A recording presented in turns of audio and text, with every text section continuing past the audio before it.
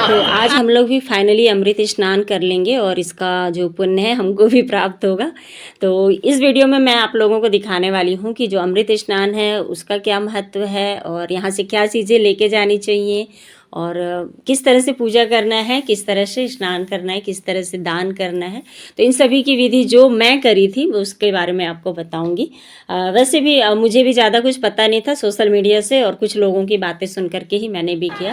तो कायदे से तो हम लोगों के मतलब कल्चर में है कि जब भी कोई पवित्र नदी का स्नान करें तो हस्बैंड अपने गमछा और वाइफ अपनी चुनरी के साथ गठजोड़ करके उसमें स्नान किया जाता है।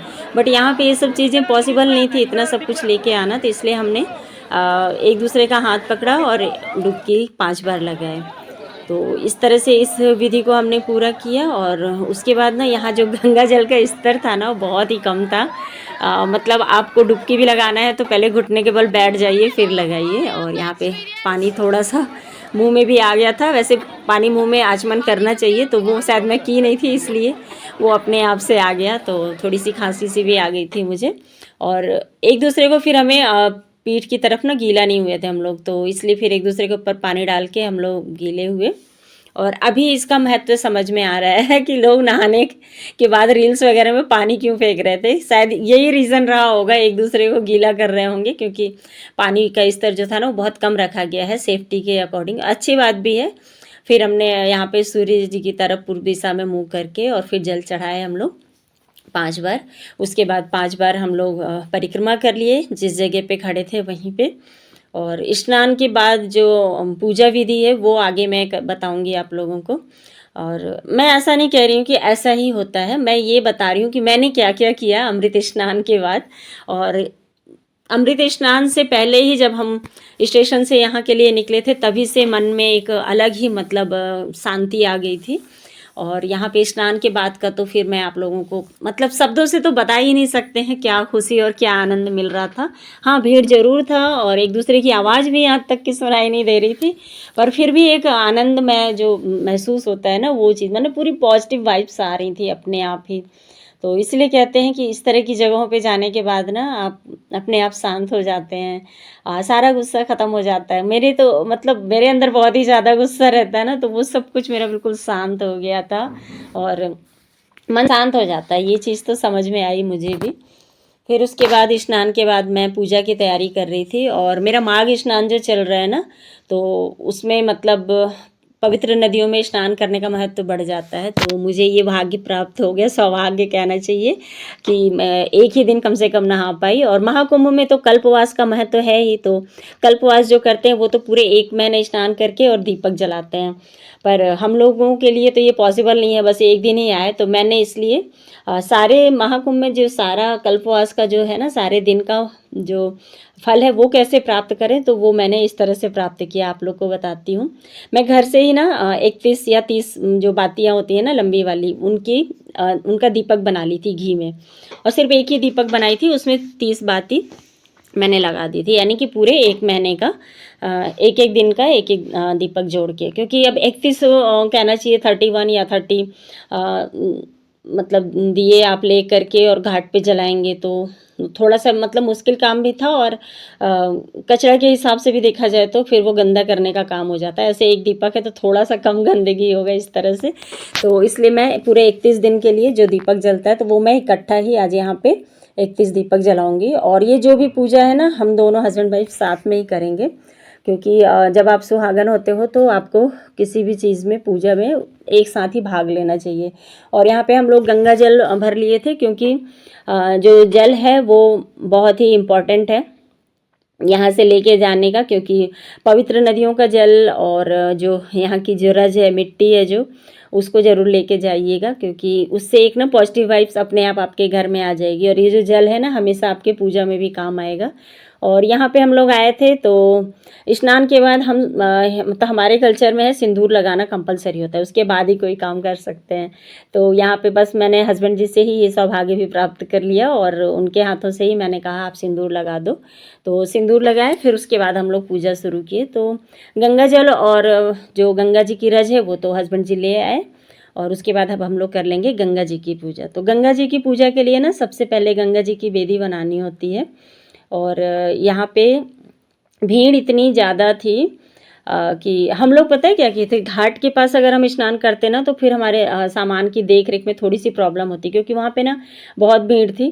तो बीच में ना एक जो रेत होता है ना, जो रेत को निकाल के मशीन और ऐसे साइड में रख दिया था, तो वो बीच में मतलब एक टीला सा बन गया था। तो उसी टीला पे कुछ लोग सामान अपना रख के और वहीं नहा रहे थे। तो उससे क्या ना, वहाँ पे भीड़ भी नहीं थी और सेफ्टी भी था। तो हस्बैंड जी भी यही दिमाग लगाए और हम लोग फिर उस किनारे से इस जगह पे आ गए थे। और बड़े आराम से हम लोग की जो पूजा वगैरह है ना, बहुत ही अच्छे से हुई। मतलब बिल्कुल भगदड़ सी नहीं लग रही थी, क्योंकि उस घाट पे तो आप लोग देख ही सकते हो, अंदाज़ा लगा सकते हो कितनी भीड़ थी। और रही बात संगम त्रिवेणी में नहाने की, तो वो इसलिए पॉसिबल नहीं हुआ क्योंकि राष्ट्रपति जी आने वाली थी, तो नाव वगैरह जो थे ना उनको बंद कर दिया गया था। और त्रिवेणी का जो कहते हैं ना, यहाँ पे तो संगम में तो गंगा जी और जमुना जी मिल जाती हैं, लेकिन त्रिवेणी जी जो है ना वो बीच में जा कर के मिलती हैं गुप्त रूप से। मैं सॉरी, सरस्वती जी जो हैं, तो वो स्नान आपको बोट से ही करना होता है, पर आज वो था नहीं।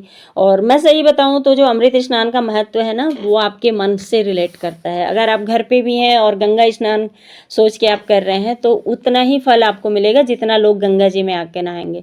तो ठीक उसी तरह से हम लोग गंगा जी, जमुना जी और सरस्वती जी का ध्यान करके स्नान किए।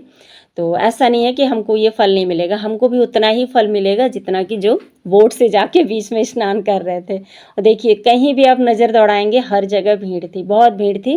पर प्रशासन की जो व्यवस्था थी ना, वो भी बहुत अच्छी थी, तारीफ़ के काबिल थी हर एक जगह की व्यवस्था। और इतने सारे लोग होने के बाद भी इतने अच्छी तरह से सब कुछ मैनेज हो रहा था, ये वाकई में काबिल तारीफ़ थी प्रशासन के लिए। मतलब प्रशासन की तारीफ़ मतलब मैं यहाँ पे कर रही थी कि बहुत ही अच्छी व्यवस्था थी। और गंगा जी को चढ़ाने के लिए मैं लेके आई थी साड़ी, क्योंकि चुनरी अगर मैं चढ़ाती फिर यहाँ छोड़ के जाती, तो वो फाइनली फिर वो सफाई जब वो लोग करते ना, तो उसको वो निकाल के और डंप कर देते कहीं भी, किसी भी जगह पे। तो इससे अच्छा मुझे लगा यहाँ पे गंगा जी को चढ़ा के और उसके बाद प्रसाद स्वरूप मैं उसको लेके जाऊँगी। तो हम लोग ऐसे भी जब भी कभी तीर्थ स्थानों पे गंगा जी या मतलब कोई पवित्र नदी में स्नान करते हैं ना, तो वहाँ श्रृंगार वगैरह चढ़ा के उसको प्रसाद स्वरूप हम रख लेते हैं और मतलब फिर उसको अपने उसमें यूज़ कर लेते हैं। तो मैं यहाँ पे गंगा जी के लिए साड़ी और जो भी श्रृंगार का सामान, जैसे चूड़ी, सिंदूर, बिंदी और आलता, रबड़ और इस तरह की चीज़ें मतलब सारी ले कर के आई थी और उनको चढ़ाई। और फूल तो मैं यहीं पे ख़रीद ली थी आते समय ही, मस्त बढ़िया सफ़ेद फूल, लाल फूल था। तो लाल फूल जो था वो सूर्य भगवान को मैंने चढ़ाया था और सफ़ेद फूल गंगा जी को। और घाट पे ही मैं सिंदूर लगाई पहले 7 बार गंगा जी के नाम से और सूर्य भगवान के नाम से, और उसके बाद फिर इनको सबको चढ़ाई थी। और दीपक मैंने इसीलिए जला दिए पूरे, मतलब हम दोनों हस्बैंड वाइफ साथ में ही पूजा कर रहे थे, तो दोनों को ही फल मिलने वाला था। तो इसलिए दीपक मैंने पूरा 30 बाती का जलाया था, ताकि पूरे 1 महीने का जो माघ स्नान का जो फल है वो हमें प्राप्त हो जाए। तो अब रोज़ तो आके जलाना पॉसिबल नहीं है, तो इसलिए इससे अच्छा मुझे और कोई आइडिया नहीं लगा, तो इसलिए मैं दीपक भी जलाई, धूप जलाई। और रही बात नारियल की, तो नारियल मैं इसलिए पानी में नहीं डाली क्योंकि मैं देख रही थी लोग पानी में नारियल डाल रहे थे, फिर उसके बाद उधर वो जो साफ़ कर रहे थे गाड़ी, वो निकाल के उसको हटा दे रहे थे। अब वो कहाँ जा रहा था कहाँ नहीं पता नहीं। हाँ, एक बार नारियल फोड़ के चढ़ाएं तो शायद जो गंगा जी में मछली और जीव जंतु हैं उनको भी मिले, बट ऐसी खड़ा नारियल डल रहा था और वो निकल ही रहा था, तो ये मुझे कुछ जमा नहीं। तो मुझे ऐसा ही ठीक लगा कि जितनी मतलब जिस चीज़ में मुझे संतुष्टि मिलती है ना, मैं उस तरह की ही पूजा करती हूँ। मैं ये नहीं कहती हूँ कि मेरी पूजा विधि सही है, पर हाँ, मुझे इसमें खुशी मिलती है इस तरह की पूजा विधि में, तो मैं इस तरह से ही करती हूँ। और यहाँ पे पहले मैं और हस्बैंड पूजा करेंगे, उसके बाद बच्चों से करवाएंगे। और इस स्नान के बाद जो मतलब खुशी और जो संतुष्टि मिल रही थी ना, उसका शब्दों के साथ तो मैं बयान नहीं कर सकती हूँ। हाँ, जो भी आए होंगे वो इस चीज़ को रिलेट कर रहे होंगे मेरे साथ कि हाँ, कौन सी खुशी मिलती है। मुझे भी नहीं पता कौन सी खुशी मिलती है, पर हाँ, शांति, खुशी। और अपने पूर्वजों को भी मैंने याद किया, चाहे मायके पक्ष हो चाहे ससुराल पक्ष हो, तो वो भी एक अलग ही मतलब कहना चाहिए कि अलग ही संतुष्टि मुझे मिल रही थी। तो कुछ चीज़ें थी जो कि मैं कह नहीं सकती हूँ, कुछ चीज़ें मैं समझा नहीं सकती हूँ, पर वो मन में चल रही थी और बहुत ही खुशी भी मिल रही थी मुझे। सबसे अच्छी बात थी पूरी फैमिली के साथ, दोनों बच्चों के साथ हमने ये पूजा कंप्लीट की थी, क्योंकि हमें ये था कि हम दोनों तो जा सकते हैं पर बच्चों को छोड़ के जाएँ या लेके जाएँ, ये दुविधा चल रही थी। पर फाइनली हम लोग सभी कोई आ पाए। और मैं सच बताऊँ ना तो जो भी लोग आ रहे थे यहाँ कुंभ में और वो वापस जाते थे, तो मैं इंतज़ार करती थी कि मुझे भी प्रसाद मिलेगा या गंगा जल मिलेगा तो मैं उससे नहा लूँगी, क्योंकि हम लोग का फाइनल नहीं था कि हमें आना है यहाँ पे स्नान करने। और बहुत दुख लगता था जब लोग आएँ और ना तो प्रसाद दें ना ही तो गंगा जल दें, तो बड़ा अंदर से वो लगता था अरे यार गंगा जल नहीं मिल रहा। तो फिर ये बोले भी कि शायद हम लोग को ना गंगा जी बुलाएंगी, इसलिए इस तरह से हो रहा है, क्योंकि बहुत लोग यहाँ पे मैं सुन रही थी कि हमको गंगा जल मिल गया, हम उसी से नहा लिए हैं बसंत पंचमी के दिन, तो मौनी अमावस्या के दिन। पर मेरे साथ ऐसा कुछ नहीं हो रहा था। हमारे पास पहले से इलाहाबाद का जो गंगा जल था ना, हस्बैंड जी एक बार गए थे तो लेके आए थे, तो वही वाले गंगा जल से मैं रोज़ स्नान कर रही थी माघ स्नान में। पर मैं इंतज़ार कर रही थी कि कोई भी गया हो तो ला के दे दे, बट ऐसा कोई किसी ने कुछ भी नहीं किया था।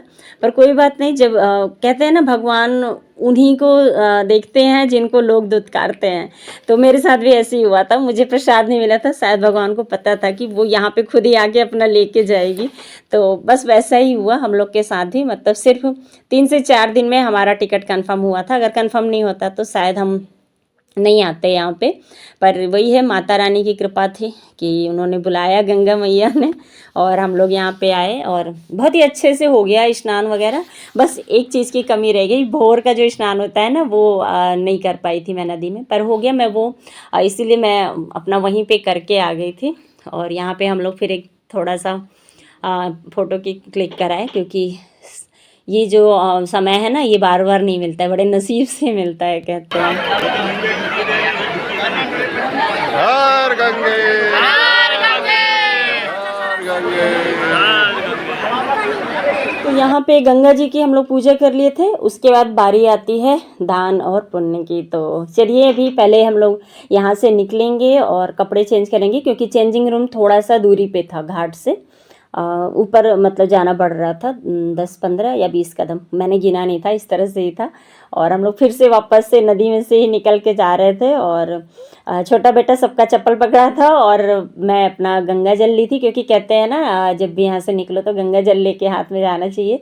तो मेरे पास कलश भी था तो मैंने उसमें ले लिया था। मैं ढक्कन भी लेके आई थी, सोचा था घर तक लेके जाऊँगी, बट उसका ढक्कन जो था ना कलश का, वो मैहर में मैंने जब कपूर जलाया था ना तो वहीं पे रख के भूल गई, तो वो वहीं रह गया था। तो इस जल को मैं ले जाके ना आगे कोई भी पवित्र पेड़ मिलेगा ना, पीपल का पेड़ या नीम का पेड़, तो उसमें इस जल को हम डाल देंगे। फिलहाल यहाँ पे हम लोग नदी को पार कर रहे थे बहुत ही इंजॉयमेंट के साथ। और सच बताऊं तो जितना हो सके उतना जल्दी जल्दी ही करना चाहिए, ताकि जो बाकी भीड़ है उनको भी स्नान के लिए थोड़ी सी जगह मिल सके। तो इसलिए कोशिश करना चाहिए, यहाँ पे आए हैं तो फटाफट से निकलने की भी, जितनी जल्दी आने की होती है ना उतनी जल्दी जाने की भी रखिए, क्योंकि बस यहाँ स्नान करने का है, अपना फटाक से स्नान किए और दान किए। तो हम लोग यहाँ पे चेंज किए, उसके बाद बच्चे और हस्बैंड जी त्रिपुंड लगवाए। और मैं त्रिपुंड नहीं लगवाऊंगी, क्योंकि हमारे यहाँ एक पंडित जी हैं तो वो कहते हैं कि त्रिपुंड जो होता है ना वो पुरुषों के लिए है, स्त्रियों के लिए नहीं है। जो शंकर जी थे वो त्रिपुंड लगाते थे, पार्वती जी नहीं लगाती थी। तो बस जब से मैं जान गई हूँ, जब नहीं जानती थी तब तो मैं लगवा लेती थी, लेकिन जब से ये बात पता है तब से फिर मैं ना त्रिपुंड नहीं लगवाती हूँ। पर हस्बैंड जी का मन था कि लगवा लो, मगर मैंने कहा चलो टीका बस लगवा लेती हूँ। तो मैं गोल बिंदी से लगवा के उसमें ओम मैंने छपवा लिया था, और इस तरह से हम लोग का तिलक वगैरह हुआ था। और तभी उसी वक्त मतलब हमको साधु जी हमारी जहाँ पे हम रुके थे ना वहीं पे आ गए, तो हमको चल के भी कहीं और नहीं जाना पड़ा। तो फिर जो दान का सारा सामान था जो हम लेके आए थे घर से, वो उनको दान किए। और दान का जो है ना तो वो मतलब गुप्त दान करने का महत्व है, तो इसलिए मैं दान की व्याख्या ज़्यादा नहीं करूँगी। जो भी मतलब हमारी इच्छा शक्ति थी वो हमने दान किया, और आपसे भी जो बने वो दीजिए। ऐसा वैसे भी दान में कंपटीशन नहीं होना चाहिए, और दान वही फलित होता है जो बिन मांगे मिले, और जो देने वाला है वो खुशी से दे। अगर आप मांग रहे हैं तो उस दान का उतना महत्व नहीं होता है। और यहाँ पे प्रशासन रह रह करके पूरी जगह को खाली भी करवा रही थी। जय माई की हर महादेव।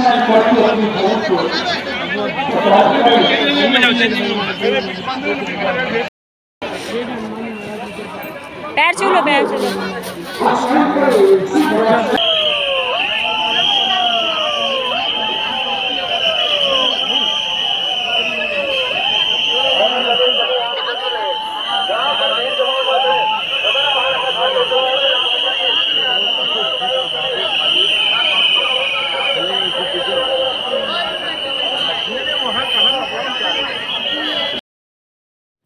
अमृत स्नान के बाद दान पुण्य पूजा करने के बाद कथा वथा सुनने के बाद घाट पर ही तिल और गुड़ खाना चाहिए और दही चूड़ा। तो हम घर से लेके आए थे और खाए, और उसके बाद आगे की जर्नी शुरू हुई। तो आगे की जर्नी किस तरह से थी वो आपको अगले वीडियो में देखने को मिलेगी।